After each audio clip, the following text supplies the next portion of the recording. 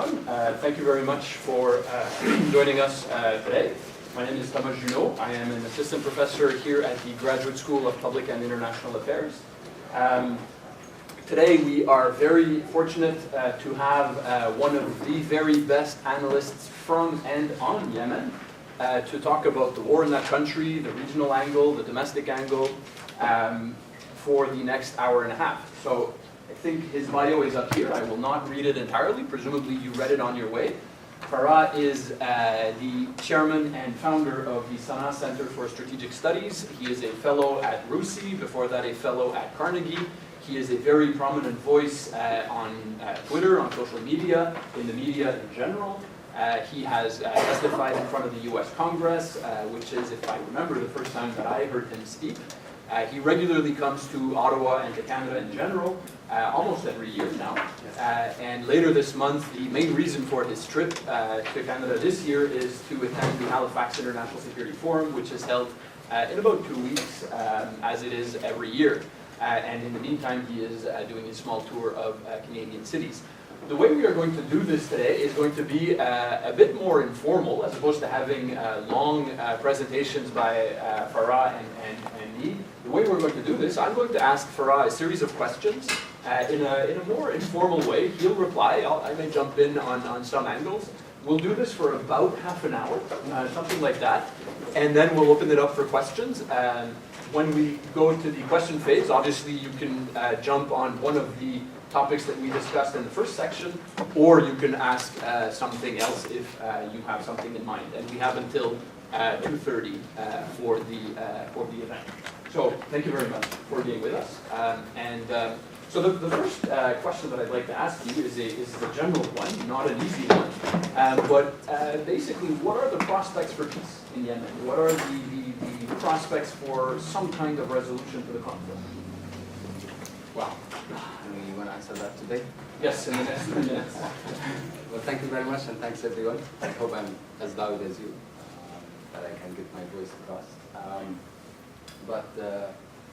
I think there is two answers to that question. One is good news and one is bad news. The good news is Yemen is not Syria, it's not Iraq, it's not Libya. It's much less complicated than that.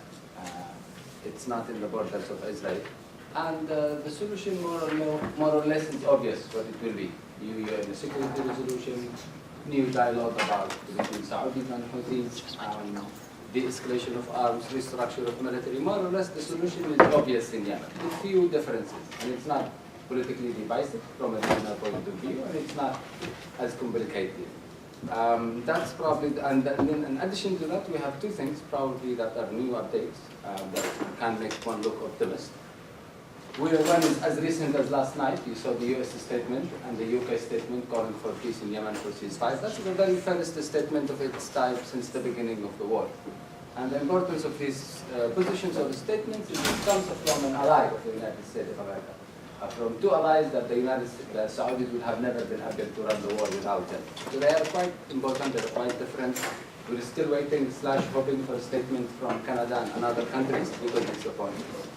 And the other news is, it's a really tragic news, but it's also, from a conflict resolution point of view, is a good news. Is the Saudis, I feel, are very weakened at the moment after the Khashoggi case. Everyone is on their backs, and there was a limit to how much you can clean up after them. You cleaned up the Yemen war, you cleaned up Qatar crisis, you cleaned up Hariri crisis, you cleaned up Canada crisis, you cleaned up the Ritz-Carlton crisis. There was too many of them. So that makes them right now in a much weaker position than they were in the past. The really bad news is you have the situation is worse than it was 1 year, worse than it was 6 months ago. When this war started, the Yemeni riyal was 215 per dollar. Now it's 740. Overall, the economic, overall, there is no more command and control from every side, on every side. And that puts us in a trickier situation. Could you just tap in?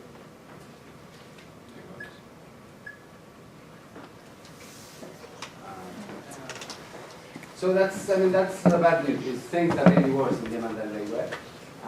And then the last round, Martin tried to do in Geneva was harder and actually didn't work quite well as he was hoping. And the problem in Yemen, like any war in the region right now, I don't think any war can be solved by the UN, at least not alone. The type of conflicts we're facing are conflicts that meets a very different types of conflict resolution models. And the third challenge we're facing, beyond the complex reality, is the fact that everyone is part of the problem right now in the region. Everyone has been in a war with everyone. This was never the case really in the past. Even in 2011, the Gulf was not part of the problem in Yemen. That's why it was happened to be the umbrella for peace in Yemen. That puts us in a much worse situation than usually. The United States is withdrawing back, becoming a tribe again.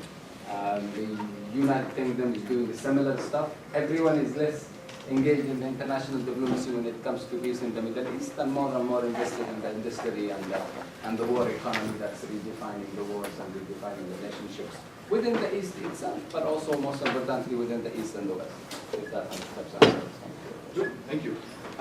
Before going on to my next question, there's one element that you mentioned that I'd like you to develop a bit more. It's the role of the UN.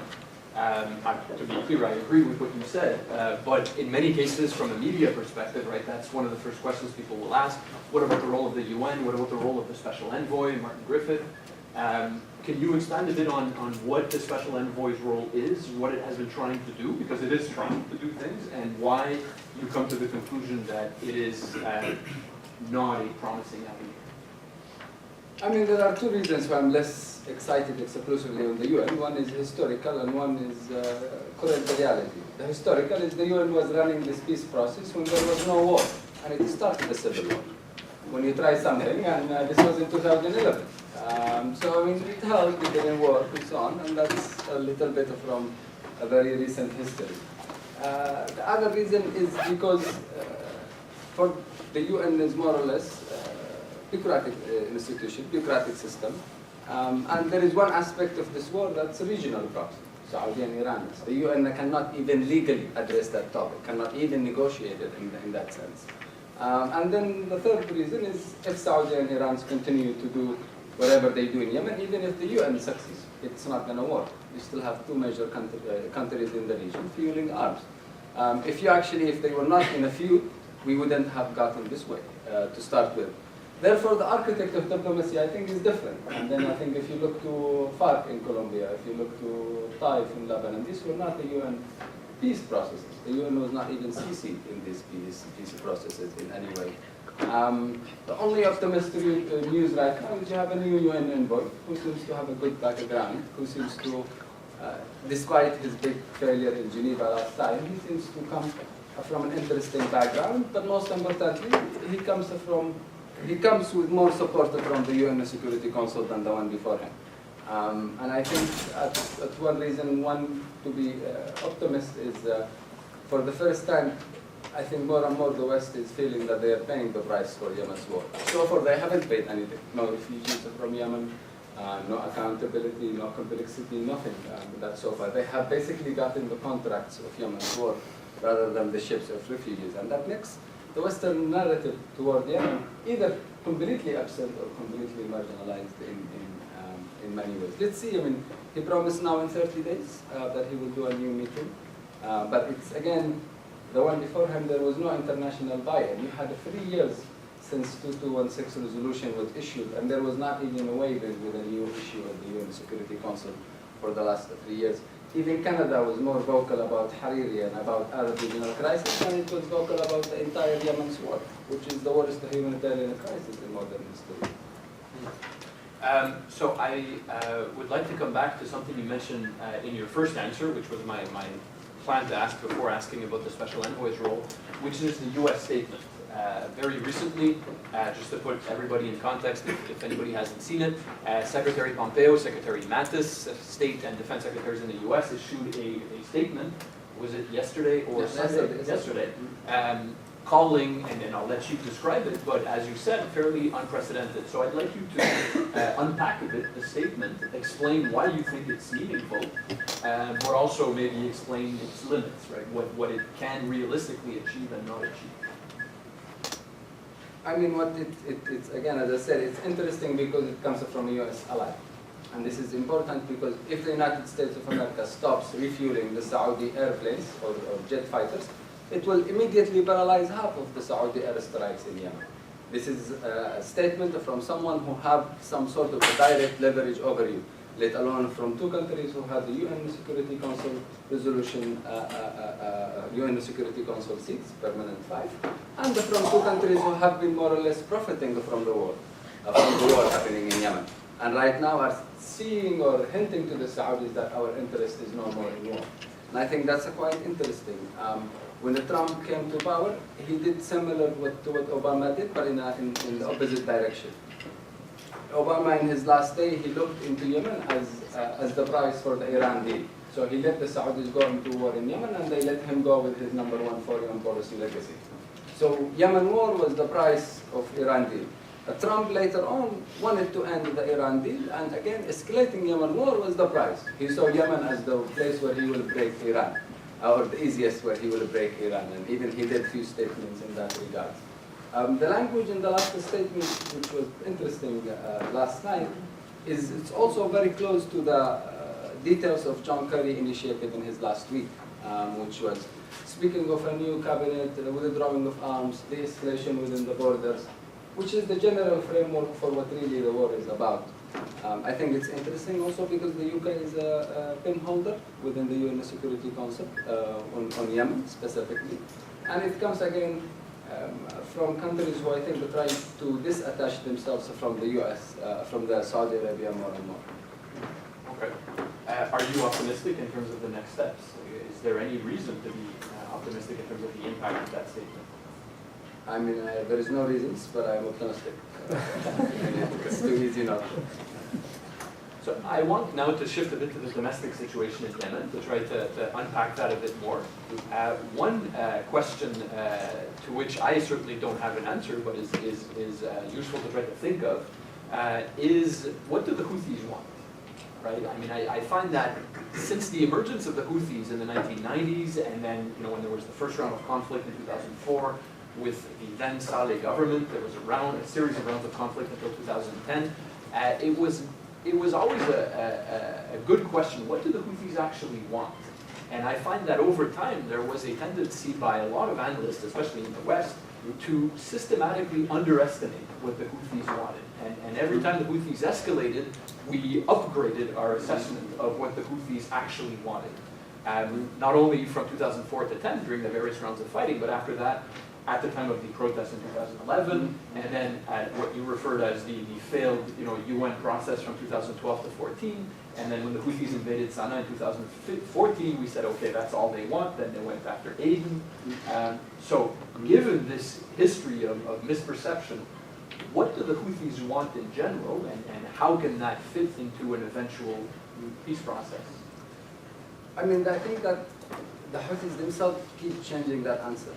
Of what do they want. I think they didn't just surprise everyone, they surprised themselves alone. The Houthis at the beginning, it seemed like if they're just in control of Sa'da, that's enough. But keeping in mind their diverse, or not diverse, their multiple identity of sectarian / geographical / bunch of guys / folks with a lot of guns / fighters, it keeps evolving. The one thing that I think that completely changed their horizon and imagination was taking over Sana'a. I think taking over Sana'a, when they took it, it was a surprise to themselves, a surprise to the Iranians by themselves. I think the Iranians didn't expect it to collapse that easily. After that, and after Sana'a, when they went to Sana'a, then, why don't we go to Aden? They went to Aden. They took over Aden, and then they lost Aden. And after that, right now their end game is to maintain Sana'a, even if they lose everything around it. Because as long as you have, and that's why it's very hard to, from a military point, to defeat them, because as long as they have Sana'a, they still have a lot to say in Yemen's future.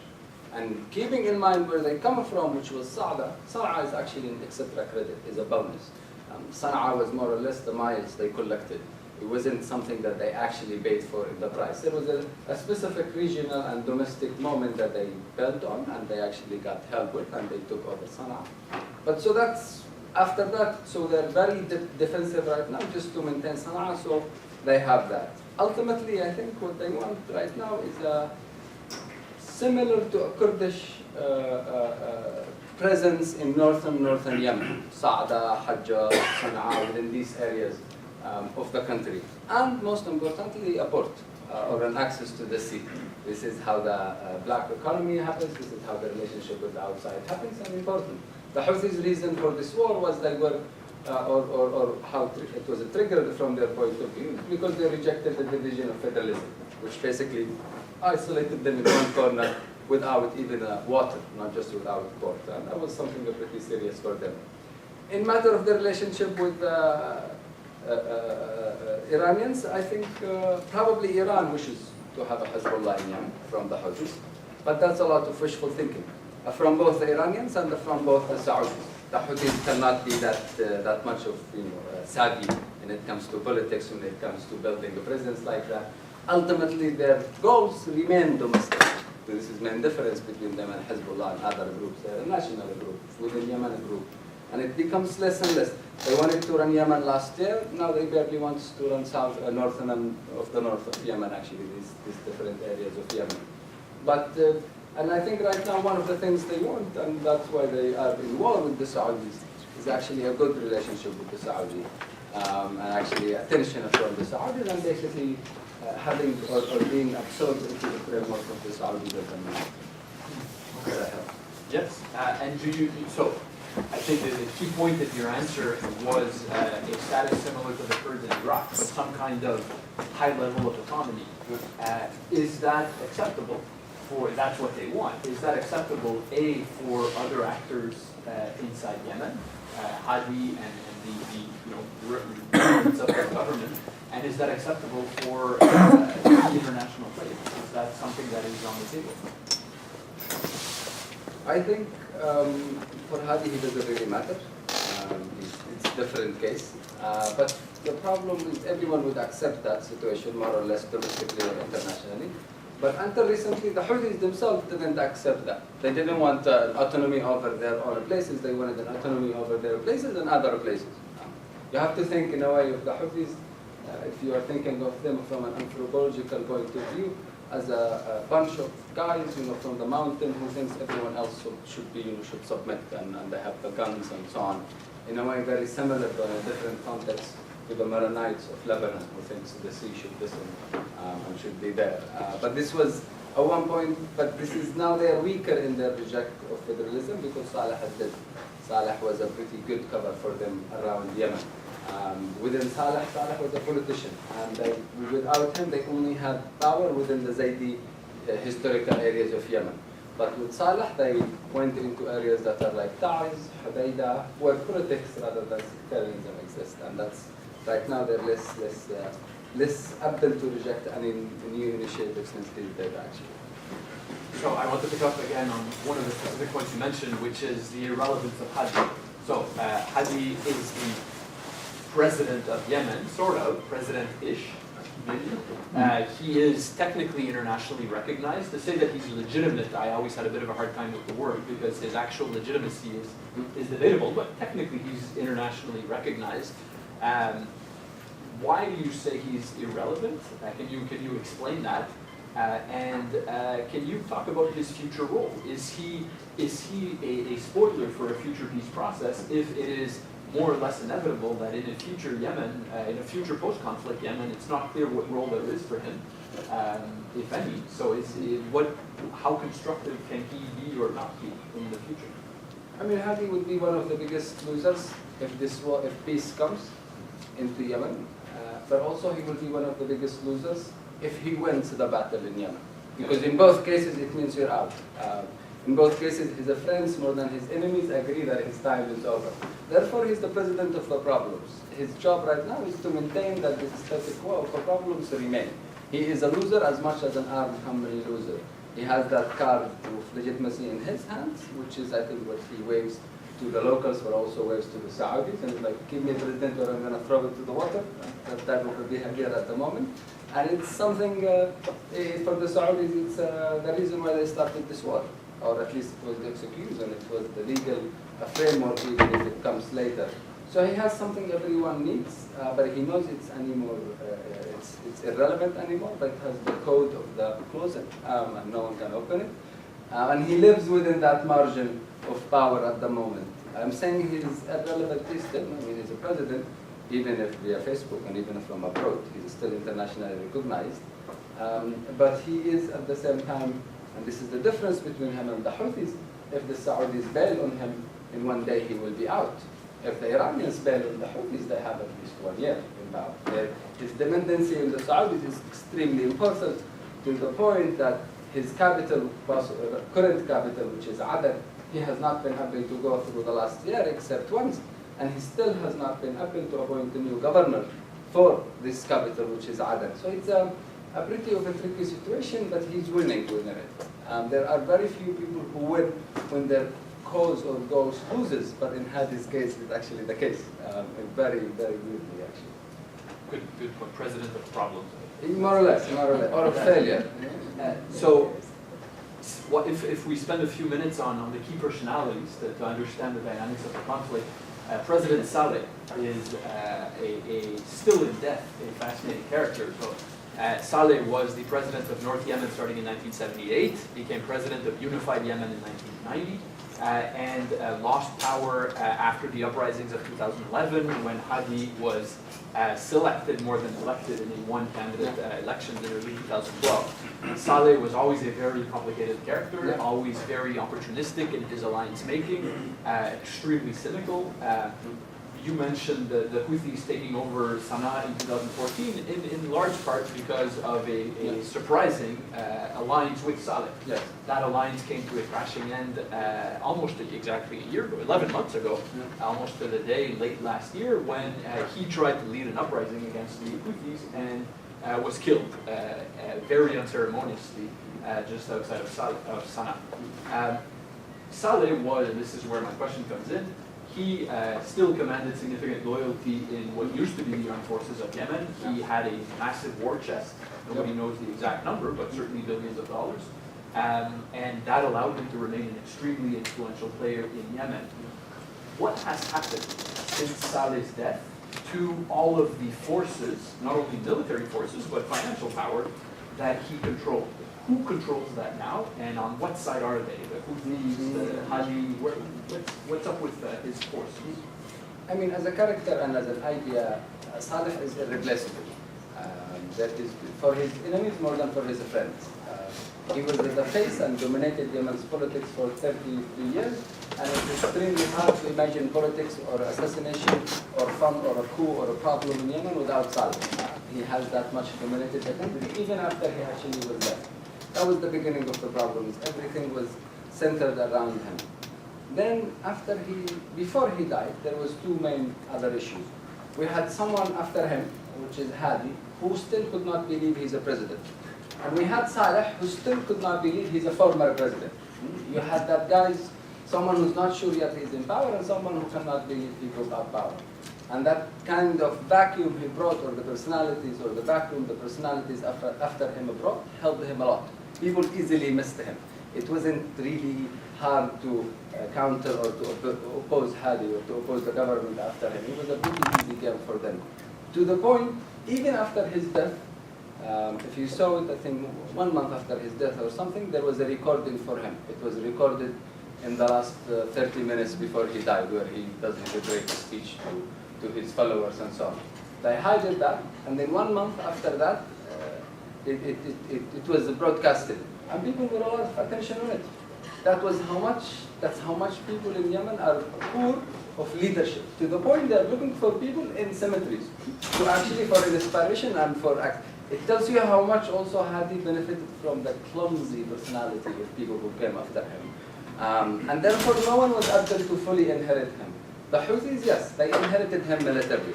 90% of the Republican Guards and of the special forces and of the weapons are actually under their control.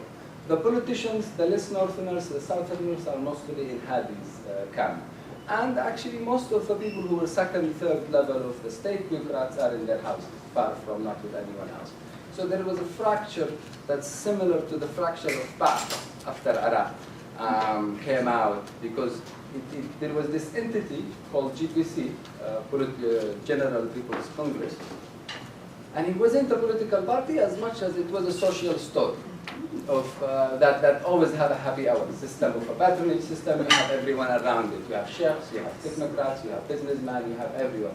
And Saleh was the only tender in it, or the only person who gives services.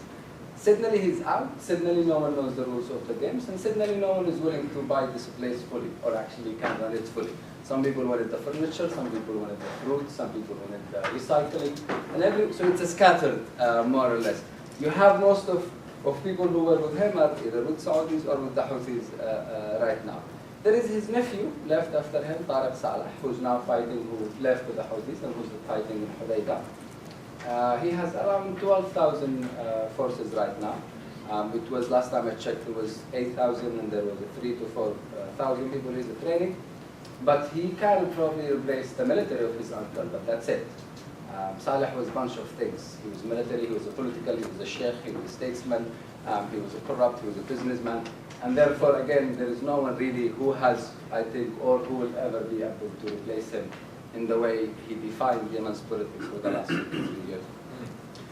One more pointed question, but for some people in Ottawa here, we remember Hadi who was Yemen's ambassador to Canada for a number of years not so long ago, and went back to Yemen. Initially was, not initially, but after 2012 was for a short while vice president of Yemen. His name was mentioned every now and then as a possible compromise candidate. Some people here in Ottawa do remember him because he was quite active in the community. He was 4 years, if I recall, as ambassador. Just for the interest of those at least who remembered him, what do you see as future prospects for Baha? Is there a prominent role for him in a future post-conflict Yemen? I mean, I actually also met him first time in Ottawa, just like when I met you. He's now, I think, between Abu Dhabi and Saudi. The problem is, Khalid Baha faces one problem in Yemen. He is the highest Yemeni official who have ever made it that level, and there is no blood in his hands. Always, there is not a vice president in the history of Yemen who was that clean of a blood. I'm not saying clean of other things, but clean of a blood. And that was something very significant and very unacceptable for every other major actor, including the Islah, including the Hadi, including the other actors. He was a VP for 2 years and the Prime Minister. I think right now the process is beyond him and beyond individuals, what we are seeing right now. He's a good executive guy. I am not sure how much fruit he grasps it, but that's more or less Canada alumni. They work in a perfect situation, in an ideal company. But I mean, again, he's one of the good guys. If you will, with a lot of generalization, put good guys and bad guys, I would put him in the generally good guys. Though again, there is no state really anymore for anything to be promising after it. When Khalid Baha came, it was, yes, it's still conflict, still a war, but compared to now, it's golden days. We have never seen this level of fracture within Yemen at all in any way. And I think any future is beyond him and is beyond every other significant person. You mentioned a few times Hudaydah. Hudaydah is the main port on the western coast of Yemen, second most important port after Aden. Large proportion of humanitarian assistance and food that Yemen imports comes in through Hudaydah. Hudaydah is currently held by the Houthis. There has been talk of the coalition trying to take over Hudaydah, take back Hudaydah from the Houthis for a while now. There was a significant assault a few months ago that stalled. Now there are rumors of, there have been some reports of new coalition troop movements towards Hudaydah. What do you see as the future holding, the short-term future holding for Hudaydah? Is the Saudi-led coalition able to take Hudaydah back? The Houthis have quite apparently built strong defenses, mines, trenches, tunnels, and other defensive measures. A battle for Hudaydah would be extremely bloody if it happens. It would be intense guerrilla urban warfare, and it would also have quite an important impact in terms of the future politics of humanitarian assistance in Yemen, since that is where through where a lot of the humanitarian assistance comes in. I've always thought that the Houthis losing Hodeidah would not be so surprising in the sense that it's pretty far for them. You know, their lines of communication are a bit stretched. It's flat terrain, unlike their mountain strongholds. But still, they've held on to it for a while. So where do you see this dynamic going? I think it depends if the negotiations the next 30 days happen or not. If they don't happen, definitely it seems unfortunate that Hodeidah will be going. There is a lot of belief from the coalition that if the Houthis loses Hodeidah, that will force them more into the negotiations. There was the same illusion when there was a conversation about Aden 2 years ago. But I think the Houthis, you're right, are weak in Hodeidah for a variety of reasons. One is Hodeidah is not. Hodeidah was 15 out of 16 members of parliament were GBC. Hodeidah was Saleh's place. It wasn't the Houthis' place. And therefore they lost it when they killed him. They're not going to lose it right now. It's one of these places where it needs politics. It doesn't need force and the spoils of force. Second, they will fight very hard for Hodeidah for many reasons. It's their international open public port, seaport. But also they make 27% of their budget from the Hodeidah port. It's quite not a simple number, especially now that they're financially tight. So they're going to fight for that very hard. The only concern right now, or the only thing I think that is pushing the coalition a little bit far, is the port. This is where the port of most goods and humanitarian aid to northern Yemen comes from. And it seems there is a different reason, I think, other than the port. No, it's actually the port, but it's a different reason from taking over Hodeidah, which seems UAE increasing a hobby of collecting ports. It has had collected ports in Algeria, in Aden, in Mocha, and now it seems it's fishing a little bit into Hodeidah. The thing with Hodeidah port, again, they started, that's why we always thought, and we still think it's a stupid and dangerous idea. You can actually neutralize Hodeidah battle if you open Mocha port. Mocha port also is now under UAE control and it's closed. If you open that port, you actually are going to reshuffle all the goods and all of the taxes, and you will make Hodeidah a problem rather than a resource for the Houthis. Second, if you actually shut down the black market economy with the Houthis, they're going to suffer more. Three, if you take over Hodeidah, it's not guaranteed that after Hodeidah, the Houthis will make a checkpoint and they will basically do new customs like that in other areas. It's not necessarily a good argument. Fourth, show us a good job in Aden and then take over Hodeidah. Fifth or sixth and ninth is like go first to Taiz, which is more of a problematic area. But actually needs, if you're serious about liberation, you can start from there because it's again a place for suffering. But it seems again it's stuck within a political geopolitics. I think the only thing also stopping it right now is the Saudis don't want to give any international journalist another story next to Jamal Khashoggi's stories. It's too much mess to clean up in one shot, in 1 week. But it doesn't mean that it's out of the plate of the choices, at least not at the moment to my knowledge. I have two last questions before we open it up.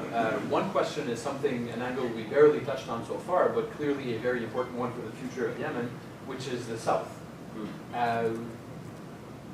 You talked a bit about prospects for a peace process, what a deal would look like between the Saudis and the Houthis and Hadi and his non-role or president of problems. What about the South? What does the future hold for the South's place in Yemen? And just to put it quickly in context, from 1967 to 1990, the south of Yemen was an independent country. It was technically the only Marxist country in the Arab world. After unification in 1990, it was not a happy marriage. Frustration in the south, alienation towards northern control of the country remained high. And a lot of these feelings of marginalization, of alienation, have been bursting in the open, especially since the war started in 2014, 15, or whenever you say that the war actually started. It's maybe a bit hard to put a specific date. So what does the future hold for the South? I mean, you're right. I mean, I was in Aden last month, and yeah, I mean, it's weird. You used to identify the South as the first Marxist country. I'm afraid at one point, if we leave it as it is, it will be the first Salafist country. and in 50 years. There is quite a serious fragmentation there. Within the larger fragmentation happening in Yemen, there is a serious vacuum happening there. The only good news in the south so far is, one, they got rid of the Houthis, so they are no more have an external enemy coming to them. Two, for the first time, they have one group that's trying to represent them, which is the Southern Transitional Council. It's a UAE-backed entity, it's a problematic, and it's not inclusive, but it's for the first time the South have a voice, or a kind of a voice. And I think from a conflict resolution point of view, that's a very important. You actually can talk to these guys at one point. But again, I remain to think, I think more than Saada, more than the South is the #1 problem facing Yemen. It can reshape Yemen as it did as a country as we know it. This is going to go back to, it's not going to go back to 1990 borders. Everyone is going to go back to their village borders. It's going to go back to before 1967. Hadramaut by itself, is actually more capable to be a country by itself. Now we have Al-Mahra, which is the new proxy war between UAE and Oman and Saudi and Oman. We have Aden, which is very unclear who's there. It's theoretically under the government, but it's not. So it's a pretty serious issue.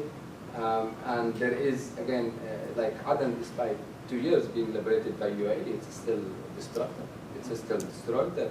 It's still every now and then you hear assassination attempts, and you hear a lot of assassination within that. But again, it will be especially, Aden, I think it will be in a lot of turmoil for some time, unfortunately. The South cannot, contrary to the North, afford the absence of the state. The North had historically some sort of a presence that was able to maintain this place together even when there was no state. Actually, sometimes in the North, the state in some areas the problem started only when the state came. It was happy by itself. In the South, as soon as the state is absent, there is no other social structure to keep this place together. You got the Marxists, they came, they destroyed the tribes, more or less, at least in the cities, and they replaced it for a while by a state that no more exists. So there is no other structure from a social point of view, and that's scary. So my last question, so you can start thinking about your own questions, because after this one we will open for debate, is on Al-Qaeda and the Arabian Peninsula. AQAP, a group that we haven't really talked about so far. AQAP was technically formed in 2009, though it was built as a result of the merger of previous AQ factions in Yemen and Saudi Arabia. The US on many occasions has named AQAP the most dangerous franchise of the Al-Qaeda orbit, if you want. It is responsible for a number of failed bombings, the underwear bomber in 2009 and a number of others, which does raise the issue of how dangerous it really is, because it is responsible for a number of failed bombings, but maybe the key word is failed bombings. Its actual successes outside of Yemen are very few. That being said, putting aside, or not putting aside, but putting that between brackets, in Yemen, AQAP is an important actor. In some ways, it has benefited quite a bit from the events since 2014-15. So can you tell us a bit about how AQAP has lived through the war and recent events, how it has embedded itself more deeply in the social fabric in some areas of Yemen, and should, very much from a Western perspective, is AQAP really the biggest threat within the AQ franchise, or is that maybe a bit exaggerated? I think it's more dangerous than ISIS when it comes to Yemen. Al-Qaeda is more a threat than ISIS, and it will remain more a threat in the long term than ISIS for many reasons, including, as you mentioned, it has been able to embed itself in some social structures here and there. But also it has benefited from the narrative of a civil war. When the Houthis, before that, the war against Al-Qaeda was the Yemenis war. It was the army's war. It was everyone's war with Al-Qaeda. At one point when the Houthis took over, it was the Zaydis war with them. It was the Shiites war. So we lost the national narrative in the fight against terrorism. And that's the most dangerous thing, in my opinion, the Houthis did, is they awakened the sectarian narrative for something that was national, actually. And that's actually backfired a lot in ways, or in a lot of ways. Second, there is chaos, there is war right now, and they benefit from that a lot. Everyone is busy fighting the Houthis, and they have been also building on this radicalization moment. They're recruiting a lot of people. And third, they controlled Al-Mukalla for some time. until they left last year. And when they controlled the Mukalla, they did one of the smartest steps ever. They took over the port and they changed the taxation, the customs law. They said if you bring a kilo of sand or a kilo of wheat or a kilo of gold, we basically tax it the same price. They did customs by kilos. That way they tagged every single import from Yemen through that place and through their own revenue. So if they only did that for 2 years, that's a lot of money. And the way there is, so they had revenues, they had narratives, they had violence, a lot of weapons are coming also from here and there, and they are no more spending money on anything. They're just collecting, and they're actually not spending even human resources. So from a strategic point of view, Al-Qaeda is the biggest winner of this war, and the least loser so far, financially, politically, narratively, sectarian, every way, everything you can think. And even when Donald Trump came to Haifa al-Bayda and tried to do a raid, he screwed up so hard, and he killed the children that it only added another victory to Al-Qaeda, and they killed an American Special Force one. So again, they have been the least losers when it comes to this war in a lot of ways, especially that there is no national narrative to fight them right now. And then it mingles out with who's Al-Qaeda and who's not, and all of these identities mingle. But yeah, I do think it is the #1 threat in Yemen for the next while, more than ISIS at least. I teach a graduate seminar this semester on Al-Qaeda and Islamic State. Some of my students are here, and hopefully that answer helped some of you working specifically on AQAP. That was for you, just to be clear. We will now open it up. We have a bit under 45 minutes. When you ask questions, I ask you to be brief, please, and if possible to identify yourself and allow time for Farad to answer. And I will give the first question to one of my students. Go ahead. I'm Nelson, I'm a student here, first year, and you say that the goals of the Houthis and the Kurds in Iraq are similar. Are there any other conflicts in history that the envoy can look at to possibly bring forward a resolution or a peace process to the conflict in Yemen?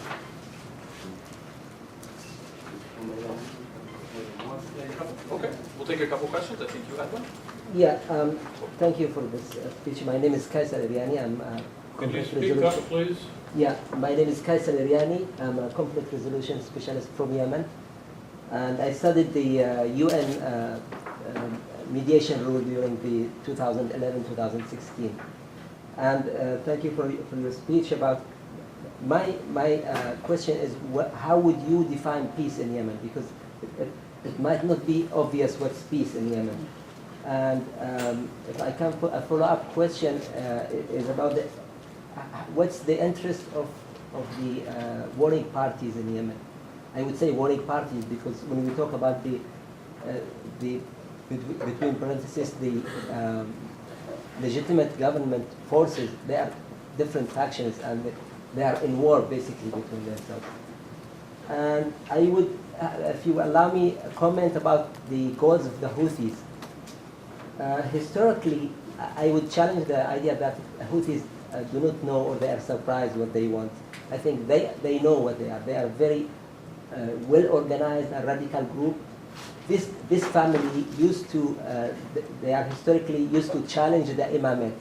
When Yemen was a kingdom, they were more radical than the imamate themselves. The imamate rule was based on religious basis, and they used to challenge. And because they were so radical, the imam used to imprison them and fight them.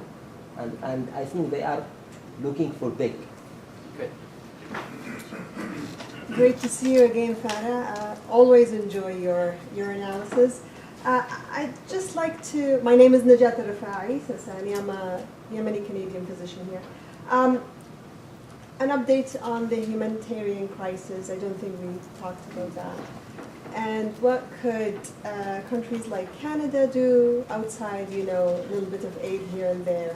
And what could Yemenis in diaspora do for that? Good question. We'll take these three and then we'll have time for other rounds. Let me just start with your last question. What can Canada do? I think first, if there is one lesson learned from the last 3 years, it's Canada should not do anything alone. You couldn't even face Saudi, and you were right when you were alone. What seems to be happening is right now there needs to be a multilateral action. This goes beyond countries, because you coordinate with the countries that have similar priorities, and there are a lot of them.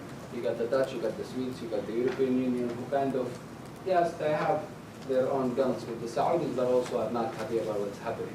I think that would be one thing. Canada has been supporting the group of eminent experts at the UN Human Rights. I think it should continue doing so. It should push it to develop or to improve some of its works and mechanism and to be more inclusive, but it should continue doing that. That's quite important, I think, in the long term. And I think Canada, yes, the conversation here is a lot focused around Canada and Saudi, but also let's never forget that Canada has very close ties to other coalition members other than Saudi. This includes UAE, this includes Jordan, this includes Morocco, and includes other countries who are not obvious but are also important parties into this conflict, and usually everyone thinks of them. And I think these are another countries to engage with, but of course in a different way. This is, I mean, we can go through the list of what it can do and what it can't, but I think this is at least the 3 things it should. I was surprised. I mean, yesterday there was a statement from Canada, from the UK, from the US on Yemen's war, and usually you would expect a statement from Canada on Yemen on this. And actually, the US is in the back and not even interested in it. But it was not there yesterday. This is overall. I think another thing is which answers the first part of your question, the humanitarian situation, is I think right now we have again the economic situation is the most terrifying in the country. And it's yes, a humanitarian, but it's also political. I mean, there has to be push for peace to be over, but that's really the only aid, or the only real aid you can make. But Canada is among the top donors of actually the humanitarian aid in Yemen, and it should continue doing so, but it also at the same time continue pushing for reform of the current aid process in Yemen. And that includes 2 factions. One is the unification of Central Bank of Yemen. It's important that that entity works together again to save the currency, because right now, even if you give $10 billion, it loses half of its price because of the depreciation. And therefore, your money will actually be only flushed if you put more money without unifying that process. But also, again, in matter of monitoring the aid delivery in Yemen, there is a lot of tightness. This was siege externally, and a lot of problems happened by the Saudis. And then you have seen similar siege internally by the Houthi around Taiz, around Marib, around these areas. And I think if Canada had one thing in history, it's leadership by model, and it should be very clear about these things. Okay, let's not talk about the arms deals, there are 14 or $15 billion, but there are basics, I think, that has been out of the Canada's radar, and it can be, and it should be doing more. What's the interest between the warring parties? We have a paper coming this week at the Sana'a Center about the war economy in Yemen, which I find it the most exclusive and the only narrative I believe in about the reasons for this war. It's not the Sunni Shia, it's not legitimacy coup, it's not Iran-Saudi, it's a war economy. In this paper, we track down the finance interest between both sides. And we find, for the last 2 years, we find the line of war economy all the way from President Hadi's son in Riyadh into all the way the brother of Abdul Malik al-Houthi in Sa'da. And these people have business in the black market of weapons, of fuel, of food, of smuggling, of license, of everything you can think of. So it's a war economy. I think this is the dangerous thing about this war right now, is the war has established itself as an economy, as the only economy functioning there. And that's why they can't afford losing it. They can't afford ending this war. And if you look, even the trafficking that happens into Yemen to the Houthis, it doesn't go through Hudaydah, like the government says. That's a pure fake news. It goes through the front line of actually the government itself, of the legitimacy itself. It's in coordination within military leaders, within the government itself. So that's one way I usually look into the conflict is who's losing what money and who's winning what money, and so far they seem to be meeting and have a good tie with that. What's a good conflict resolution model to look into? Only Yemenis to be honest. To look back to the Yemeni, we have a history of conflict in Yemen. But we also have a history of conflict resolution. In Yemen, the tribes have freed more prisoners than the United Nations have done together in all of their peace attempts in Yemen the last 5 years. Tribes, they meet for a few hours and they free prisoners from both sides.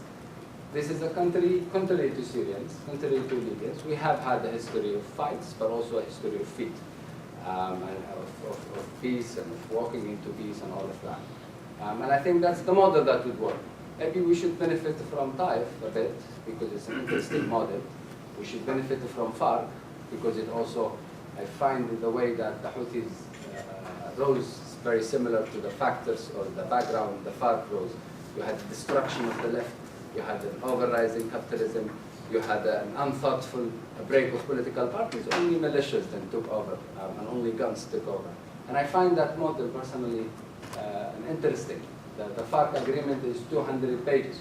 The GCC deal in Yemen is 1 page. It's shorter than a marriage contract. Like, it didn't talk about any details. It didn't talk about what started the war later on. It didn't address rules and problems. And I think this is serious a problem. But again, the UN only have one recipe, from Serbia to Iraq to Yemen to Libya to Syria.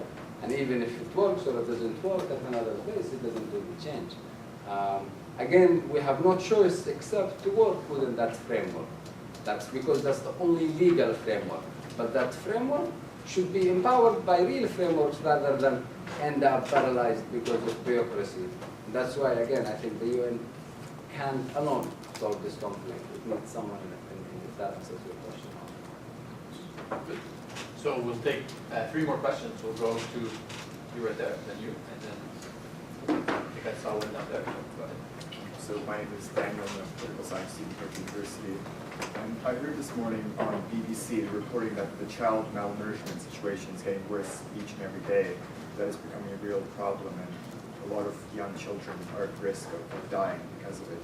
And given the fact that foreign aid is very difficult to get into Yemen, it's very sluggish in its delivery, how do you see the situation progressing? Will it worse? Will it get better?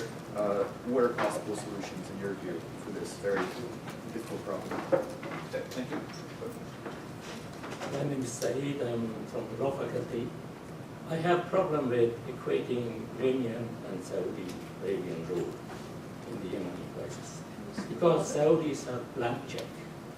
So I have problems with equating Saudis with Iranians in Yemen.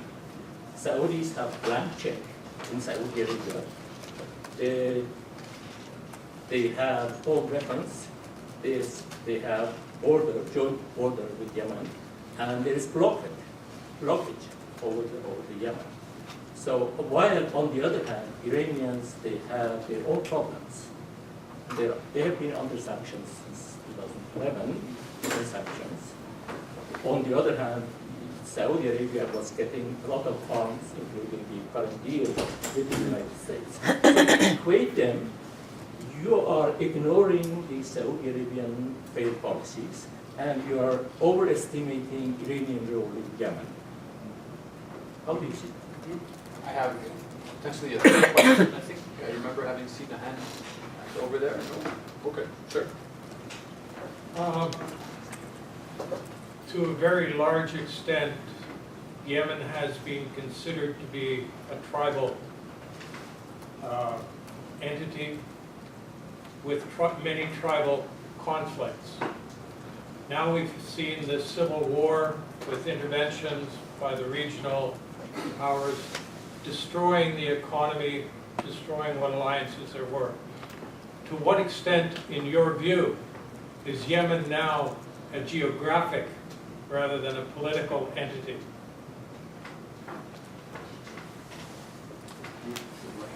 Yeah, should ask the professor about that.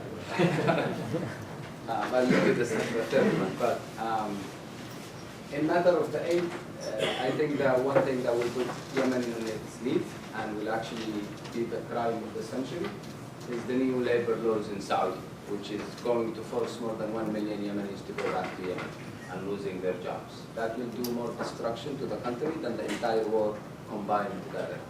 And the amount of... Could you speak up, please? Yes, sorry.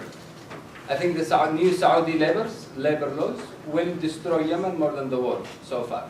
For the last 3 years, this was the highest level of foreign currency into the country, coming not from aid organizations, there was no oil, but actually was from the Yemenis who are in Saudi Arabia working, the Yemeni labor.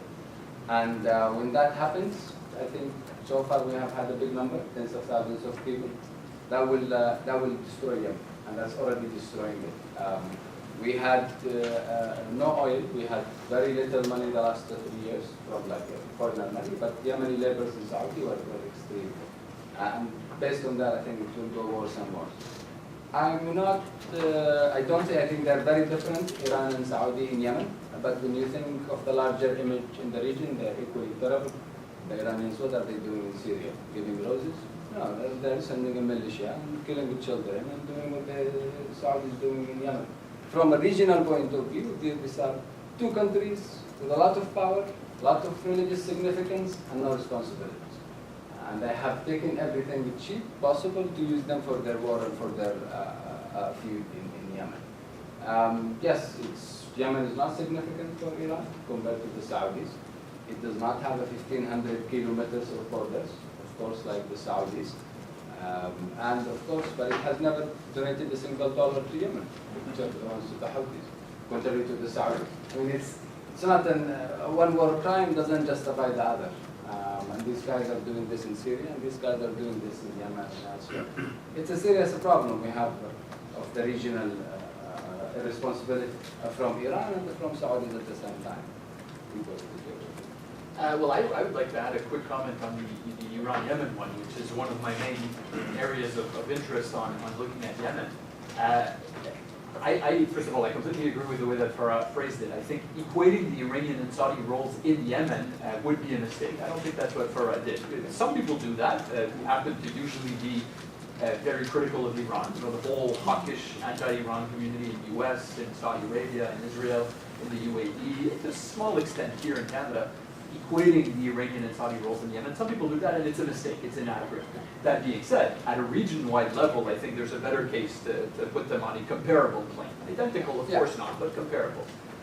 Iran's role in Yemen is very interesting. I think that there's been, from the Saudi Arabia perspective and from the pro-Saudi anti-Iran angle in the West and in some parts of the Middle East, there's been a large overestimation of Iran's role in Yemen.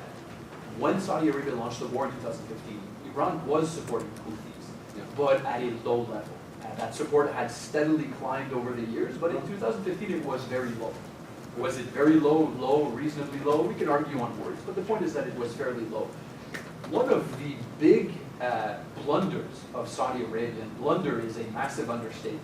That war is a tragedy from a humanitarian perspective, as you rightly asked, from a strategic perspective, that war is a massive disaster for Saudi Arabia, because who are the two actors benefiting from the war the most? AQAP, like you said before that, AQAP is a big threat to Saudi Arabia, so that's shooting itself in the foot. The other actor benefiting from the war is Iran. The way I like to think about Iran's approach to the war is a modest investment with a very interesting return. Iran is spending how much money in Yemen? I don't know. I don't know anybody who can put a number on it, but it's in the tens of millions of dollars per year, is my rough estimate. Yeah. How much money is Saudi Arabia spending in Yemen? 20 billion, 30 billion a year? Again, nobody knows the exact number publicly, but it's probably in that range. From Iran's perspective, it is not its actions that alone are causing Saudi Arabia to be stuck in a quagmire, but it is contributing to that quagmire at a low cost. From Iran's perspective, this is good. It is gaining from this war because of Saudi Arabia's mistakes much more than because of its own actions. So in that sense, this war is quote unquote a good deal for Iran. And more importantly, since this war started, Iran's role in Yemen was not weakened, it was strengthened. And the relationship with the Houthis became more essential. And it actually didn't lose ultimately. It was for 3 years eating popcorn. Now it added cola into after Jamal Khashoggi case. Looking at the Saudis shooting at themselves at the feet for the last 3 or 4 years. But and then to finish I think one point that Farah mentioned is always very important to keep in mind is that for Iran, Yemen is a third order of priorities. It is not a first order priority, maybe a second order one, but I'd say more a third order one. Syria, Iraq, Lebanon, relations with the US, relations with Saudi Arabia in general are far more important for Iran than Yemen is. It's a bit of a bonus. Yeah, and it's similar to the US. The US doesn't deal with Yemen directly. They offshore the Saudis, and the Iranians offshore Hezbollah. They have the exact same policy when you think about it. That offshores a regional actor, and that offshores another regional actor. In terms of the other question, I'm not sure what the answer to that. That's a very difficult question. I think you would. I think the only very brief thing I have to say about that is one of the midterm consequences of this war, at least, we'll see beyond the midterm what happens, is fragmentation. So Yemen was always a fragmented country. The idea that there's some kind of a golden age of unity, of state strength, of non-fragmentation in Yemen is not true. I mean, there were some eras over the last 1,000 years or 100 years or 50 years where there was more of an idea of Yemen, as one of the good scholars of the peninsula, Greg Gauss, has a couple very good articles on the idea of Yemen. It was always an idea more than a reality, whether a geographical idea or a political idea. And one of the consequences of this war, as Farah mentioned directly and indirectly in his talk, is fragmentation. The country right now is highly fragmented. It's not even an idea of fragmentation between north and south. It's fragmented along multiple poles. The idea of a South Yemen, for example, itself is a bit of a fiction because the south is not anything that is homogeneous, either as a movement or as an idea. There's Hadramaut, there's Mahara, there's different factions in Aden, some who want separation, some who don't want separation. So we could go on for a long time, but just picking up on what Farah said, this is a very, very fragmented country if you abstract from the current violence. And geographically, Yemen, the geographical or the regional identity is still stronger than the sectarian or stronger than the political. What defines you in Yemen sometimes, still to a huge point, where you come from. It does, in a way, it defines you at least within the social framework of Yemen, or at least it used to be.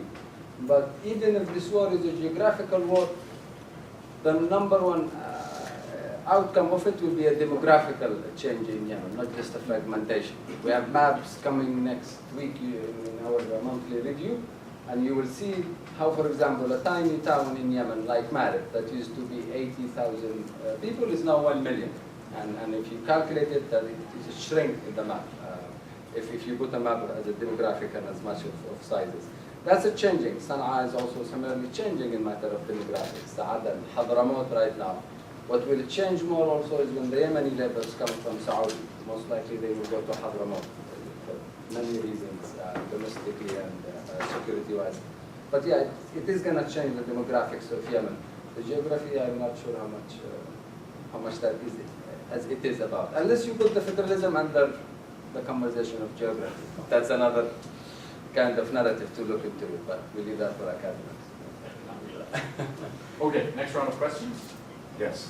So I have. Thank you very much for your very accurate presentation about Yemen, as a topic that is very often discussed in Western media. And I'm a history and political science student here in Ottawa, and I was wondering about the impact of Shia militias in Yemen, such as the Houthis, and their correlation with other Shia militias, such as the Hezbollah in Lebanon or other Shia militias in Syria. Is it very strong? Is it tightly linked to Iran? Okay, I had a question back there. I have a very fast question. Thank you very much. These ideas is very nice, but they are the symptoms. The root causes, I mean, if you get closer to the root cause, it will be really more effective. For instance, we have been doing these things for the past 5,000, 10,000 years, and still they are coming back to us. So, one of the root causes that it is gets you a little closer is the intoxication. For instance, they are intoxicated with the national interest, national security, race, religion, and also the power, wealth, control, things like that. So, for instance, if you go think a little bit about long-term solutions dealing with the root causes, you will have to think about, for instance, defense and security, which is a beast. The weapons and the war and their expenditures in this area is number one. So that is one of the root causes. Number two is economy, trade, and human rights, and the environment. And so it's better to go a little bit at this time, closer to the root causes, because dealing with the symptoms, it will keep going for another 10,000 years. And a question right there. Yeah. Hi, I'm Alexandra. I'm a student doing my master's at Carleton in International Affairs. My question is with regards to the sectarian discourse. So you mentioned how it's the root cause of the Yemeni conflict has nothing to do with the sectarian division. You mentioned the war economy. Then you mentioned how Houthis and like Yemenis in general don't identify through sectarian lines much. It's more like where it's from. So then why has this war been framed so much with the sectarian discourse? Why is this all we talk about? The Iran against Ali Arabia, the Shia against Sunni. Why is this the case if it's not relevant to the conflict? Well, because it's still legal for people like Thomas Friedman to write. That's why we have that narrative. We like simplification, and we like fast food and delivery, and that's what people like this get paid for. And it gets repeated and repeated and repeated, and then we like it because it's a simple one. It doesn't make it correct. I mean, it's you have a country like Yemen. I mean, we have not even Shia Sunni, we're Zaydi Shafi'i. What's the difference? These guys, there's chew cut in the right, these guys chew cut in the left, these guys, prefer that type of a food. It's not a strong identity where defined us in our lives. It was never really the case. There is that, however, is not to dismiss the topic completely. We have one new factor coming. We have wars, and wars always bring up new narratives, even when they never existed, and they look for justifications. And we have a very indisciplined media for the first time, and media in the sort of TV that's incentivizing and filling this sectarian trap, which is whether you speak of Al Jazeera or Al Arabiya or whatever, or Al Manar or the Iranians. These are gross TV channels that have incentivized every sectarian, every free-state narrative, and that has gotten the worst out of people. And they are pretty powerful outlets, and they take the right of the freedom of the press without the responsibilities of it. And that's why I'm afraid in the long term, again, it starts to see that easily, and that's a serious problem. But I insist in Yemen, it's not as clear as that, the identity yet, at least not yet. I think another problem is, this goes back a lot to Western analysts and some of us in the past, is I think we are looking for a new simple way to explain the South, not just the East. 9/11 is too old, us versus them is too old. There needs to be a new Samuel Hinton, and it seems, I don't know who's the owner right now, but it seems that the sectarianism is the new narrative and the new trend that explains the region. Especially that we just passed 100 years of Sykes-Picot, and which was the one agreement that defined the region. And specifically, if you zoom out, you will see right now in the region, you have, for example, a regime like Bashar al-Assad. It came to power 50 years on the narrative of being anti-Sykes-Picot. Today, it's fighting to defend Sykes-Picot borders. So you have quite a narrative that used to exist is now fragmented. And then it starts asking questions, and then you get the New York Times to send Thomas Friedman, and then he said it's extremism. And then we fall into that superficialization of the conflict. Syria may be a bit different than Iraq, but I'm talking specifically of Yemen. Bahrain will be, if you have the current prime minister or king dies, I think it will fall into this, not yet. I think one reason even why the Saudis are in war in Yemen is they're trying to send a message to the eastern provinces and Awamiya provinces inside Saudi. And that's part-time sectarianism. You see, look what happens to when people like you do anything even outside the borders, let alone what will happen for you if you're inside here. It's billiardo in a way for MBS. more than it seems a clear-cut goals from this war. I mean, I think, yes, you're right in the matter of the roots of the problem. And this is why we are in wars in Yemen and always in conflicts. You had, for example, DOD was the #1 employer in Yemen. It used to, the military employers in Yemen were 400,000 people. 400,000 people employed by the military, soldiers, mostly those soldiers, people who was in war. And this was out of 1.2 million public servants. You had 400,000 were actually in the Ministry of Defense, which is a great, that's like the biggest army in the world. And you had, for example, what the Department of One budget within the Ministry of Defense was higher than the budget of 12 ministries, including higher education, health, technical education, and another 8 or 7 important agencies or institutions. So yes, the root cause is you invested in the country to be a mine, to be a bomb. And you shouldn't be surprised with the outcome that you have today. Right now in Yemen, there is no job unless you are a fighter. Even the Houthis, they pay you if you're a fighter, but they don't even pay you in Sana'a. They pay you in the front line. So what other choices I think you would have other than that? I think the Houthis like to think of themselves as any other Shia militias. I don't think so. They're like probably any other gangsters, more than what you would think of. And then the word Shia that doesn't exactly fit in Yemen. It's a construction. They try to, again, even the way Abdul Malik al-Houthi uses his finger, right, like Hassan Nasrallah, but there's a lot of self-projection and self-aims and self-goals. Again, I don't think that they have that ability. They will fight, but they will fight within the framework of Yemen, and that's a different. I don't think they are inspired by, or they will be, as you can think, as other Shia militias. Houthis are also more of a complex place. Some of them are pro-Iran, some of them are not. It's not one homogeneous group or one single thought like Hezbollah. And the #1 difference also is they're fighting Saudis not because they're like Hezbollah who thinks of Israel as their name, but because they want to join the Saudi bay themselves. It's a different framework of fights and of orders and of militias. But yes, of course, they learn from them. There is a very famous phenomenon in Yemen called public committee, Lijan al-Sha'biyya. And that's the model that Houthi is trying to follow, which is more different than the model of Shia.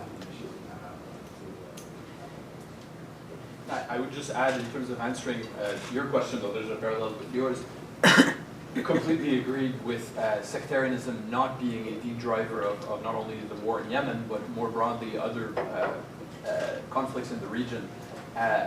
Just two quick things to say about that. Sectarianism is more a consequence than a cause, in my view, in the sense that conflicts tend to mobilize more radical identities and delineate them more clearly relative to the other. So sectarianism is a thing in the Middle East. Right? To say that it doesn't exist, which is not what you're saying, is inaccurate. But to say that it's the driver of the Saudi-Iran rivalry or the war in Yemen, completely inaccurate. It's one of the consequences, is more where I stand on that. On the issue of Iran, and that goes to your question too, Iran, there's this myth that Iran allies itself with Shia militias, which is at the very least inaccurate and incomplete, if not just completely untrue. Iran allies itself with dissatisfied actors in the region, some of whom happen to be Shia, some of whom are Sunni. Iran has very close ties with Palestinian Islamic Jihad and Hamas on a similar strategic rationale that it has ties with the Houthis, who are not the same kind of Shia, and Hezbollah for that matter, and Assad, who is he Shia or not? Well, that depends what kind of doctrinal discussion you want to get into, but he's certainly not the same Shia as Iran is. So this whole idea of Shiism as the glue that holds the axis of resistance, for me, is simply inaccurate in that sense. I do want to finish a bit before 2:30 because we have some people who have classes or other things at 2:30. We can take 2 questions, please, very quickly, and then with quick answers, and we will finish on that. So I have George in the back. Yeah, having worked on both sides of the Red Sea, Bab el-Mandeb, I'm just wondering if there are any lessons or impact on recent developments in the Horn of Africa, particularly Ethiopian Eritrean peace and progress in Somalia, to be learned to settle the Yemen possibility or any other kinds of perhaps negative impacts. And if you could get both sides in a relative degree of peace, what do you think of a peace bridge between Yemen and Eritrea that could be financed by the world? One other question, a quick one, or yes? So, Keep loud. I'm a student in GSP and I'm also in Professor Yuno's class this semester. So my question is, yesterday news from NBC said that the State of Secretary Pompeo urged the Saudi Arabia led coalition to stop all the airstrikes in Yemen. And it also urged that the UN-led coalition to negotiation should begin in November. So in what context do you think that the U.S. make this decision at this time, at this point? And do you think that the cessation of fire in Yemen could be realized? Thank you. Yeah, I think it's very possible, as I said, and I think that to me I was surprised with the U.S. In a good way, surprised. I mean, maybe just because Trump has decreased our expectations so low from the U.S. that we no one expects a good statement. Maybe that was the reason. But probably, but I still, even I think beyond that overall feeling we have, I think still it was a good statement. I think for the first time Western countries are worried that they're complicit of this war, and it's more and more obvious, they can no more hide it, and therefore probably they're serious about that. And I think it's possible. The big problem why the de-escalation didn't work in the past is there was the Houthi says we first want the government, and then we hand over the heavy weapons, and then the government says no, you hand over heavy weapons, and then we talk, and there was this stupid question whether the hen or the egg came first. And then Martin came with a miracle and he said it's go parallel, which was actually also proposed by the former import, which seems to be right now what they're thinking of, except with more assurances, if it goes. So for those reasons, I think it's possible. And because again, there is more or less, Saudi's number one priority is the safety of their borders. And Pompeo was very clear about that. We have the demilitarized borders. That's why Saudi is in war in Yemen, because of the borders. It's not because the Houthis went to Daesh or Aden or anywhere. It was because of the borders. And that was their number one worry. And now they're still being left by the US, but also giving conditions that no deal will happen unless your borders are demilitarized and stuff like that. So it seems realistic from that point of view. Another point in the sectarianism, when you think of the Houthi, the Saudis, for example, or the Iranians, they will do whatever, not Sunni or Shia, they will do whatever they can to stay in power. In 1960s, when the monarchy of Saudi was threatened from Yemen, when Yemen became a republic, they sided with the great-grandparents of the Houthis to protect the monarchy. And they will side with anyone Sunni, with anyone Shia, with anyone Marxist, with anyone Trumpish, Jared Kushner, with anyone capitalist, anyone, whatever it takes to maintain power. That's the sect of the Saudis. It's a power and it's a monarchy power. Our sectarianism is the monarchy, and we will keep that, and that's the only thing. Of course, it works sometimes to use the Sunni Shia thing, but ultimately, the only sect they're very radical about is power and the monarchy power. And they will always, and that applies to the Iranians. They will use whatever they can, Alawite or leftists or Iraqis or Hamas or whatever they can work. In matter of the Horn of Africa, I mean, if I have one chance to redefine Yemen's relationship with the world, I will make the entire Yemen reshuffle toward the Horn of Africa, not just the Gulf. This is the only time, this is historically our best friends, historically our business route, historically very close to each other, even in food, historically Yemen really didn't do, I mean, they have a better card than us, off the record. But Eritrea specifically, if you look to it the last 2 years, I mean, it's impressive, even from a federalism point of view, even from a conflict resolution point of view. I was there last month, actually. And this was a country that was, in our imagination, the country that sends refugees, and the country that's always in a war. And it seems doing well, amazingly, comparatively again. Some of the Yemeni capital of the rich actually have already flown there. Eritrea, Djibouti, Somaliland, and these parts of Horn of Africa. It's also a good hub for money laundering. But it actually can be one of the best investments and one of the best resources. And I think it can redefine our relationship with the world. Because if you look in the map, we are exactly close to them. In between Eritrea and Djibouti, there was even a very famous project, mega project of bridge in the past, talking about between 2000 and 2005, between Yemen and Djibouti, that could have actually changed and redefined Yemen's relationship with the world. There is a lot in that segment for Yemen, actually. If it takes less of a rentier politicians and more actually of an imaginary and thinkers, Ethiopia and us can have a very, not just Ethiopia, all of the Horn of Africa can have an exceptional relationship, I think, over the best, over the future. Good. On that, thank you very much to everybody who showed up. Thank you especially to my current and former students who are always welcome in our events at SIPS. Thank you very much to everybody else who came. And in particular, thank you to Spencer for his assistance in making this happen. And thank you especially to Barat for coming to Canada and talking to us. So I hope you enjoy the rest of your stay, and hopefully we see you next year. Thank you. Thank you very much.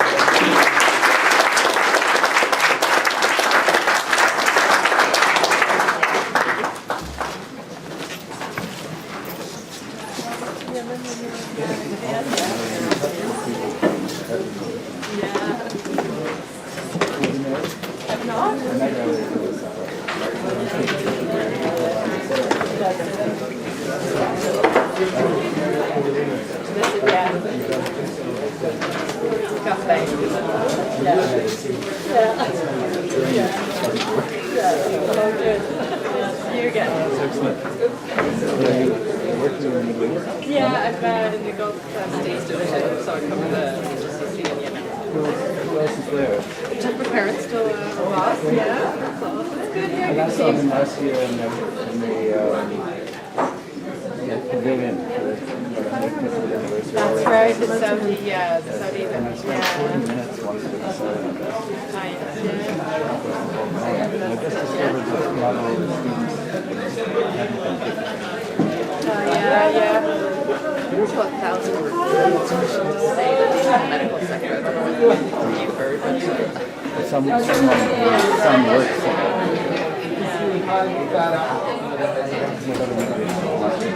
yes, exactly. Yeah.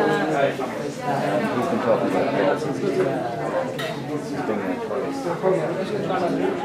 Well, now our people are going there. Oh. Yeah, really, our colleagues are going there. Very different from 10 years ago when we were working on this file together. I'd like to perhaps to go there and get the phone. No. But it's all very depressing. It's all in the hands of Yeah, there through it. Anyway, I'm glad to see you. Nice to see you, Rodney. Take care. Bye. So,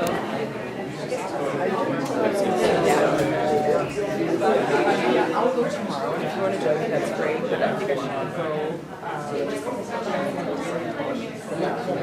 There's other colleagues that I think, because I was just mentioning Ramsey about some of the TS stuff, to know what PCO's assessments are. I haven't seen a lot of stuff yet. It takes these priorities. Yeah, exactly. Get to work on it. I'm gonna trip into this.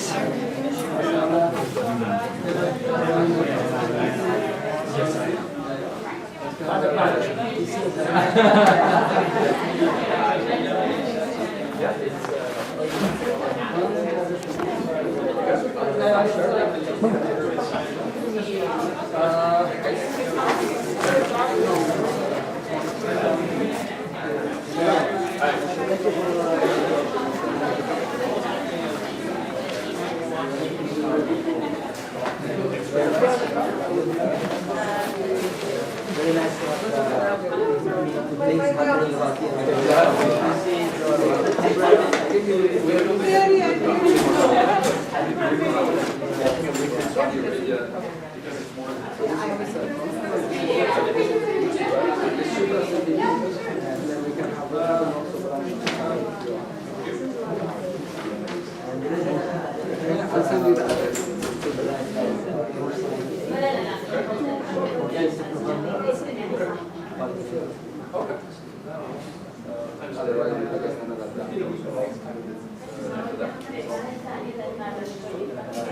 Thanks a lot. Which date did you say? Oh, I saw them. I am out of the country.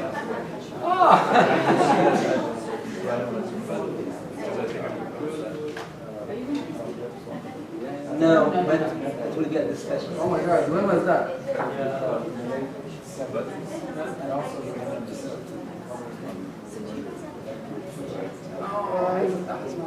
The next thing is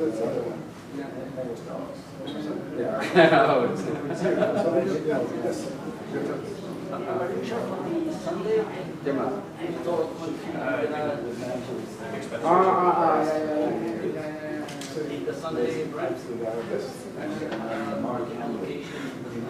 I never even thought. Send me an email.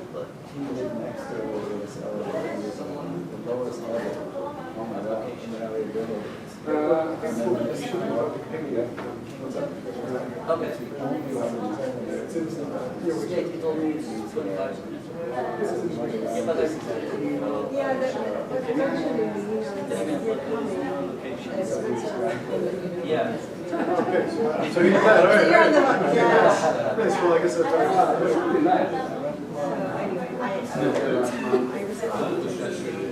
Name was used to learn.